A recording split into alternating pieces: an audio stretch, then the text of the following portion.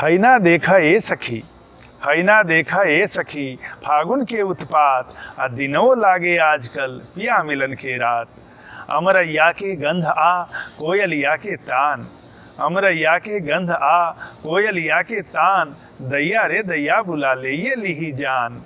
ठूठों में फूटे कली ऐसन आइल जोश, ठूठों में फूटे कली ऐसन आइल जोश, अबे आलम में भला केकरा होई होश। और कुछ दोहा है कि महुआ चुअत पेड़ बा, महुआ चुअत पेड़ बा और नसीला गंध, भाव कब टूटबे करी संयम के अनुबंध। बाहर बाहर हरिहरी भीतर भीतर रे, बाहर बाहर हरिहरी भीतर भीतर रे, आ जले बिरह के आग में गोरी गोरी देह। हमरों के डसिए गईल ई फागुन के नाग, हमरों के डसिए गईल ई फागुन के नाग, अब जहरीला देह में लहरे लागल आग।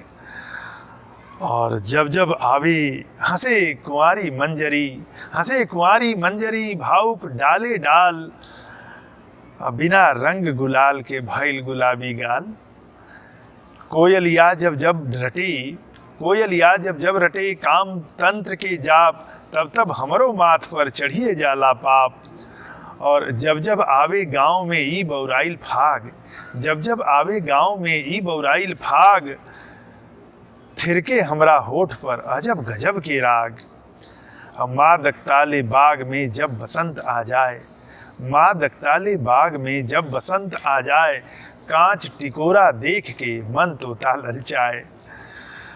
गड़ी छुहाड़ा गोझिया भा रसगुल्ला तीन, गड़ी छुहाड़ा गोझिया भा रसगुल्ला तीन, के तो से बा रस भरल के तो से नमकीन। और आग लगे फाग के, लेकिन ओकरा पहले एगो और दोहा कि चढ़ल न कौनो रंग फिर जब से चढ़ल तोहार, भाव कौना रंग में रंगला अंग हमार। और एक दर्द देखिए विरहणी का कि आग लगे फाग के जे लहकावे आग, आग लगे फाग के जे लहकावे आग, पिया बसल परदेश में भाग कोयलिया भाग।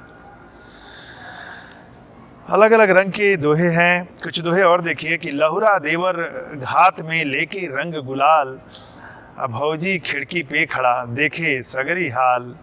अंगना में बाटे मचल भाव खो हुड़दंग, सबके सब लेके भिड़ल भर भर बल्टी रंग। साली मोर बनारसी, साली मोर बनारसी, होठे लाली पान, और फागुन में ऐसन लगे जस बदरी में चांद। कबो चिकोटी काट के जे सहलावे माथ, कबो चिकोटी काट के जे सहलावे माथ, कहाँ गईलू कहाँ गईल मेहंदी वाला हाथ। फागुन में आवे बहुत निर्मोही के याद, फागुन में आवे बहुत निर्मोही के याद, पागल होके मन करे खुद से खुद संवाद। माघ रजाई में रहे जैसे मन में लाज, माघ रजाई में रहे जैसे मन में लाज, और फागुन ऐसन बेहया थिरके सकल समाज। तो कीचड़ कांदो गांव के सब फागुन में साफ, कीचड़ कांदो गांव के सब फागुन में साफ, मिटे हिया के मैल भी ना पूरा तहाफ। और महुए पर उतरल सदा चाहे आदि या अंत, महुए पर उतरल सदा चाहे आदि या अंत, जिंदगी के बागान में उतरे कबो बसंत। और के बाटे अनुकूल आ के बाटे प्रतिकूल, के बाटे अनुकूल आ के बाटे प्रतिकूल, ई कहवा सोचे कबो उड़त फागुनी धूल। फागुन के हलचल मचल खिलल देह के फूल, फागुन के हलचल मचल खिलल देह के फूल, और मन भौरा व्याकुल भइल करना जाए भूल। झुक झुक के चुंबन करे, गांव का एक दृश्य देखिए कि झुक झुक के चुंबन करे बनिहारिन के गाल, इतना लदरल खेत में जौ गेहूं के बाल। इतना उड़ल गुलाल की भौजी लाले लाल, भैया के कुर्ता बनल फटफुट के रुमाल।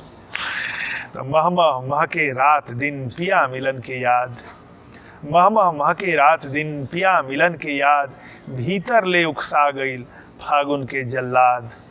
और भावुक तू कहले रह आइब सावन बाद, भावुक तू कहले रल भावुक तू कहले रह आइब सावन बाद, अब फगू आके चल गईल ना चिट्ठी संवाद, फगू आके चल गईल ना चिट्ठी संवाद।